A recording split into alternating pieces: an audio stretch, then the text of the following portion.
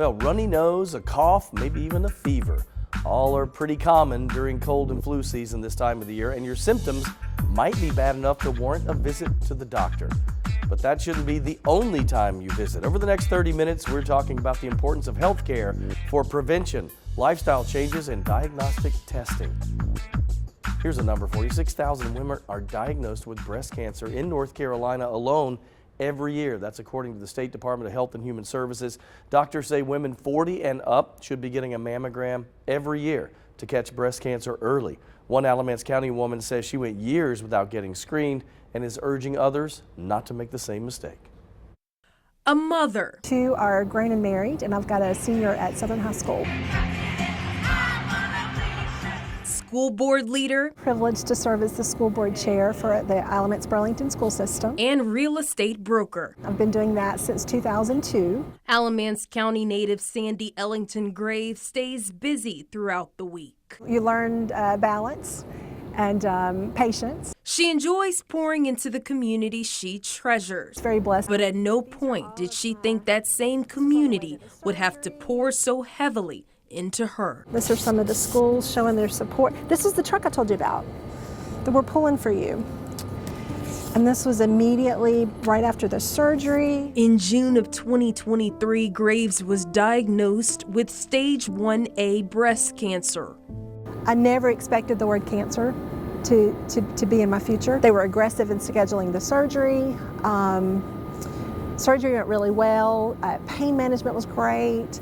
And I went back for my first post-op and I found out that 2 of my 4 lymph nodes were positive. Year after year, she'd always get her annual mammogram until 2017. Life got in the way, we got busy, we had the pandemic, and there was always something else that took priority. 6 years, no mammograms, until a health scare recently landed her in her primary care physician's office. That first meeting was he noted, hey, you don't have any mammograms in your chart. As women, we're kind of the home managers and we're always making sure that everybody else is getting taken care of in the family. So we tend to put our own health on the back burner.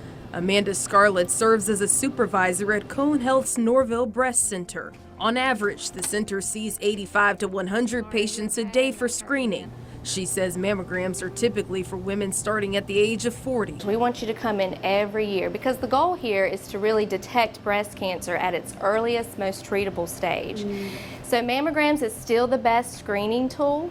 That's the message Graves wants to make sure she gets out, in hopes women won't put off their annual mammograms like she did. When in reality, nothing should take more priority than your mammogram. In fact, she works with several organizations like Little Pink Houses of Hope and the Pink Ribbon Fund to help spread that message. There's a lot of people just from the past 3 weeks that have shared their story, and I'm going to get a mammogram because of you. It's testimonies like that keep Graves going, as well as learning to lean on her family, community, and faith. I think when God gives you things, you figure out ways to find that silver lining, to find that purpose, and just bring something good out of it. Graves knows she has a journey ahead of her, but she's thankful she's not alone. So Cone Health has a scholarship fund that helps to cover the cost of annual mammogram screenings for some women 40 and older. Well, you have to meet some income and insurance criteria, by the way, to be eligible for that fund. You can learn more information online. We have all the details on our website, WFMYnews2.com. Doctors say early detection is also very important when it comes to catching lung cancer. Regina Dove said she started smoking when she was 18 after seeing her big sister smoke. The thought of smoking's impact on her health didn't really cross her mind, that is, until she turned 54. She started having problems breathing, and her doctor suggested that she quit, but she did not. When you get up in the morning, that's the first thing you want to do is smoke a cigarette, you know what I'm saying? After you eat, you want to smoke a cigarette. I had the CT scan done, and then it came back. So a very little spot. And that spot was on her lungs. Duff's CT scan was reviewed, and the same day she was taken to see a surgeon who would later remove that spot. Most lung cancers are actually diagnosed asymptomatic, and that's why screening is so important. After the surgery, patients usually stay in the hospital 2 to 4 days. There are some patients that go home the day after surgery if everything looks good. Duff didn't need radiation or chemotherapy, and now she's cancer-free. She says she lives a healthier lifestyle these days and encourages others who find it difficult to stop smoking to get screened as well.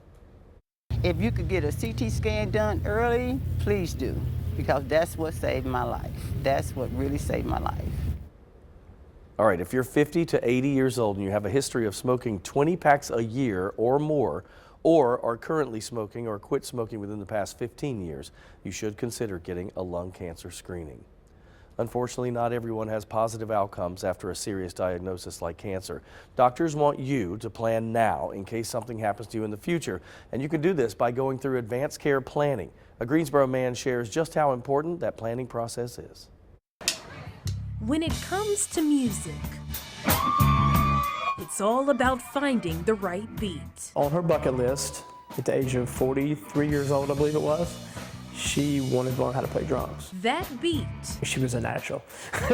led Susan Wagner to the love of her life. A mutual friend of ours recommended me, I've been playing drums my entire life, to possibly give her drumming lessons. Danny and Susan became friends. Such a loving human being. Then years later said their I do's in 2015. We were married for exactly 7 years and 1 month. Hey, Daddy. Until the rhythm of their marriage stopped after Susan was diagnosed with lung cancer. Went to her liver, went to her brain. From the time of diagnosis, she was dead in 2 months and 3 weeks. A devastating loss for the family.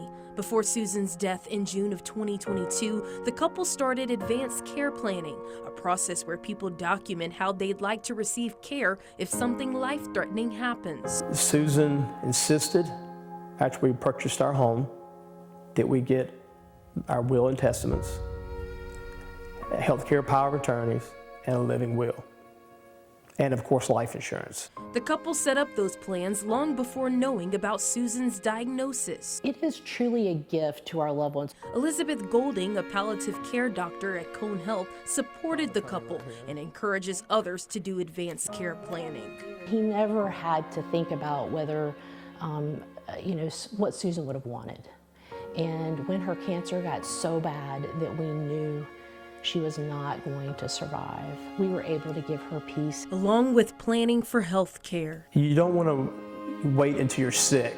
Dr. Golding and Wagner say keeping your documents updated is just as important. Because you can have an accident. There's no time.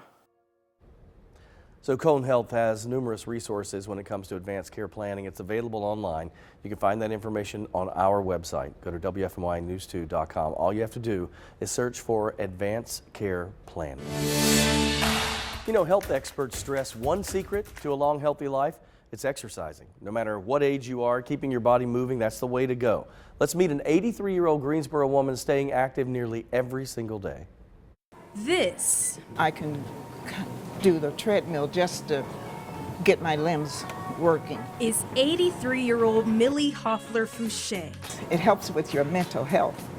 You can find her at Cone Health Sagewell Health and Fitness. Mondays, I just do water.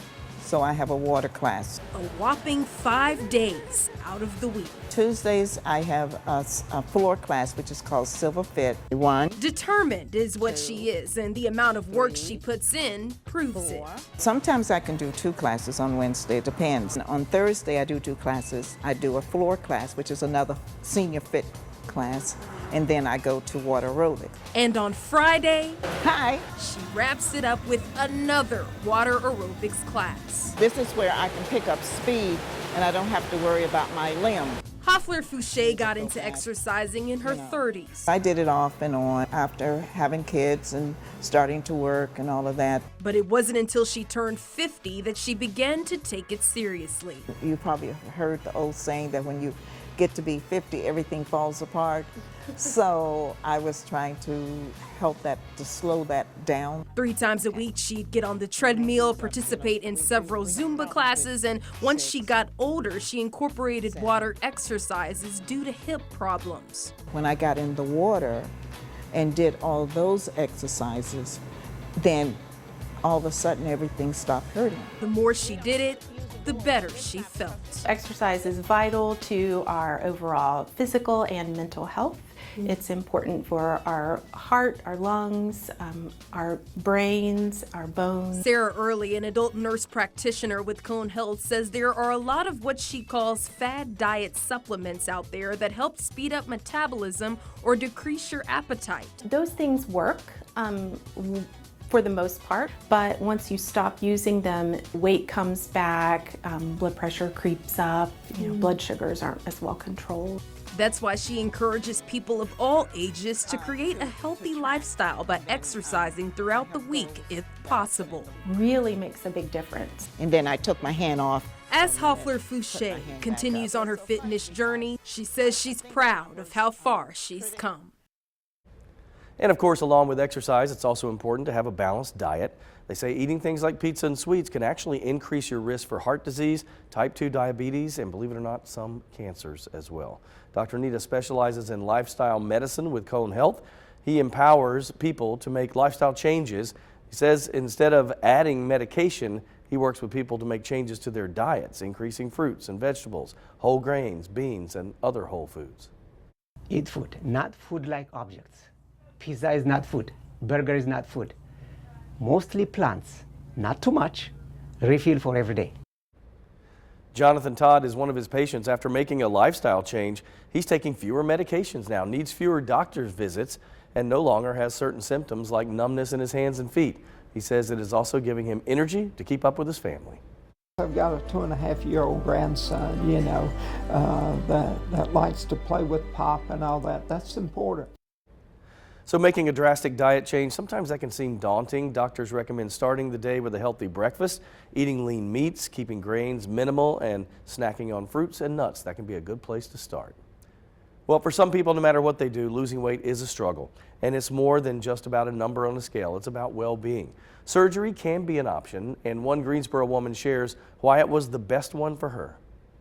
Around 30 years old, I started gaining weight. Depression took a toll on Naya Gravely. I had dealt with deaths that affected my emotional status as well as job-related issues. The depression led to emotional eating, causing her to reach 225 pounds. I would like to go to sweets as my comfort food. She'd go walking periodically and exercise as much as she could, but the weight wasn't coming off.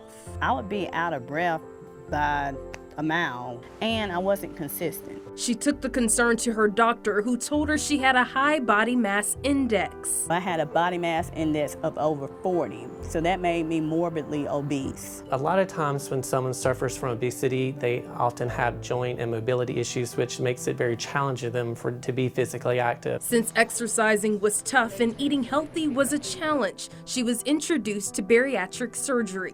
Bariatric surgery involves generally making multiple small incisions in a patient's abdomen using minimally invasive techniques like laparoscopy or robotic technology to reroute the flow of food or permanently remove a section of the stomach. Eric Wilson is a Cone Health doctor who specializes in bariatric surgery. He says on average, the hospital sees 500 patients per year. It doesn't mean that they all end up having bariatric surgery, because it is a process that involves a multidisciplinary evaluation with surgeons, dietitians, psychologists, and mental health professionals to make sure someone's a good candidate for bariatric surgery. Gravely received a gastric sleeve, a type of bariatric surgery where doctors remove a percentage of the stomach. I was in some pain. But with medicine, a healthy diet, and light exercise, the pain wore off. I would say, pretty much after 3 months, I was up walking longer distances. Now I do at least 4 miles, at least 4 to 6 times a week. For Gravely, receiving bariatric surgery was a decision she's happy she made. I feel like I look better and I feel better, but other parts of it was definitely a health issue more so than anything else. I was pre-diabetic. I had high blood pressure. I don't have those issues anymore. The CDC says 1 in 36 children in the U.S. is diagnosed with autism, which can lead to social, communication, and behavioral challenges. A Greensboro mother shares her son's journey through life with autism. As a 6-year-old, He's very smart. 2 + 1 Jackson Burns equals 3. loves to learn math, play with action figures, and spend time with his older brother, Isaiah. Who's the best at hide and seek? Me, Isaiah. He's really good. When he's in the kitchen, Here, you make a sandwich and he make a sandwich. Here you go. Jackson enjoys helping his mother prepare food. He is one of my best friends. Spending time with Jackson is a joy, as his mother Aria Pardo would say, but behind his smile and cheerful spirit, the 6-year-old has dealt with challenges ever since he was a baby. He walked a little later than other children. He didn't start speech until between 2.5 to 3 years old.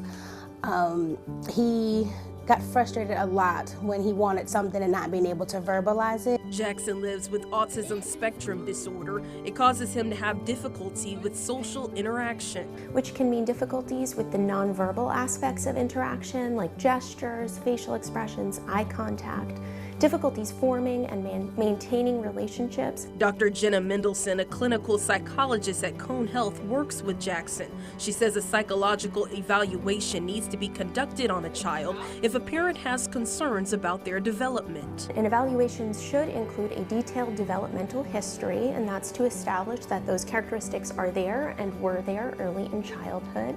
A measure of adaptive functioning, which is what a person is able to do on a day-to-day basis. After Pardo got her son evaluated, that's when he started to receive services. It started with speech because he was nonverbal, but then with him falling a lot, having accidents, it went to them knowing he needed some physical therapy and occupational therapy. Between the ages of 1 and 3 especially, there's a critical neurological window during which early interventions can be exponentially beneficial for kids. So we want to get kids in as early as we can. While Jackson continues to navigate through his autism, Pardo says she is grateful she recognized her son needed psychological attention. You just never stop just because someone says no if you know your child needs help. That's why she encourages other mothers to always be aware of their child's needs.